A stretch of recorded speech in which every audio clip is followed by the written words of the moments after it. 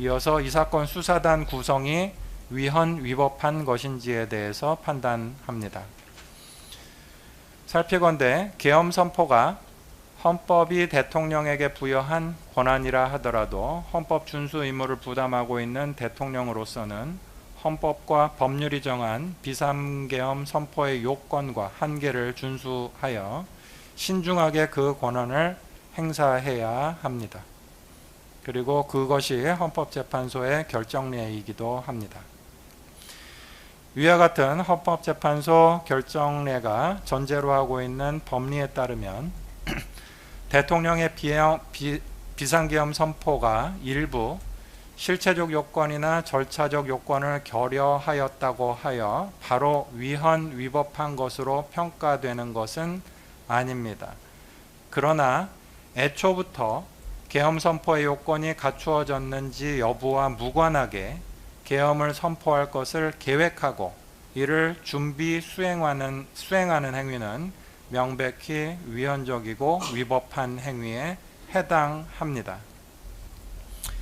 이 사건에 관해서 보건대 기록에 의해서 확인되는 다음과 같은 사정, 즉 첫째, 군이 헌법기관인 중앙선관위를 상대로 영장 없이 수사를 진행하는 상황에 대해서 상정할 수 있는 근거는 계엄 선포와 같은 극히 이례적이고 극단적인 경우로 한정되는데 이 사건 개인정보 취득과 관련한 피고인의 최초 요청 당시인 2024년 8월 말경부터 이 사건 계엄 선포일인 2024년 12월 3일경까지 헌법과 계엄법이 정한 계엄 선포의 실체적 요건이 충족되거나 충족될 위험성을 예상할 만한 어떠한 사정도 보이지 않습니다. 둘째, 그와 같은 상태에서 피고인은 이 사건 계엄 선포 이전인 2024년 8월 말경부터 향후 계엄 선포를 염두에 두고 부정선거 의혹과 관련해서 중앙선관위에 대한 수사를 위한 이 사건 수사단 구성을 계획 실행했습니다. 셋째, 이 사건 수사단은 계엄 선포 직전에 이미 소집되어 임무 수행을 위한 준비에 착수했고 이 사건 계엄 선포 직후 바로 구체적인 임무 수행을 실행하기도 했습니다.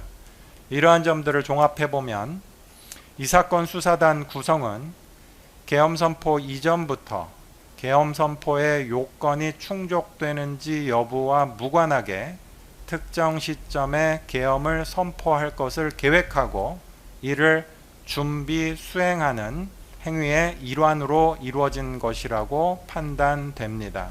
따라서 이는 위헌적이고 위법한 행위에 해당한다고 보지 않을 수 없습니다. 결국 피고인에게는 이 사건 개인정보 취득에 관한 부정목적성과 범위도 인정되므로 피고인의 이 부분 주장도 받아들이지 않습니다. 유죄를 전제로 한 피고인의 양형과 관련해서 판단합니다. 피고인이 취득한 요원 명단이 피고인을 제외한 군 외부로 유출되었다는 사정은 보이지 않습니다. 그리고 이 사건 알선 수재 범행을 기초로 한 청탁 알선은 실패에 그쳤고 다른 통상적인 경우와 달리 이 사건 알선 수재의 금품은 피고인의 개인 이득을 취득하기 위한 것이 아니고 알선 청탁을 수행하기 위한 비용 명목조이기도 하는 등 일부 참작할 만한 사정은 엿보입니다.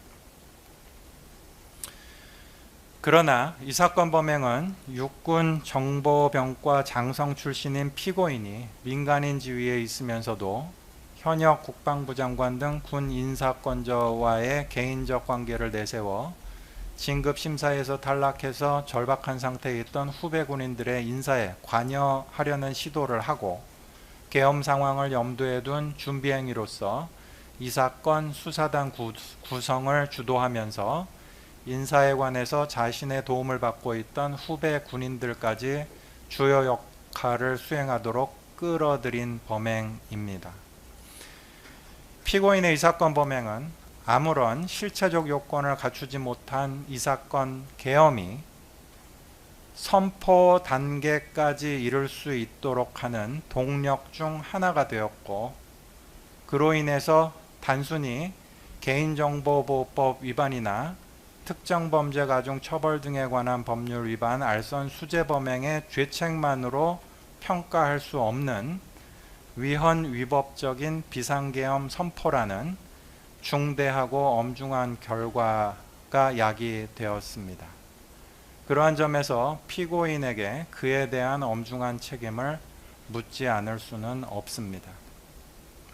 다만 피고인에 대해서 별도 공소 제기된 이 법원 2024 고합 1522호 사건이 특별검사법상 심리기간의 제한 등 문제로 병합되지 못한 채 진행되었는 바, 위 사건과 병합심리가 진행되었을 경우와의 형평은 피고인에 대한 양형 요소로 고려하여 피고인에 대한 최종 형량을 정합니다.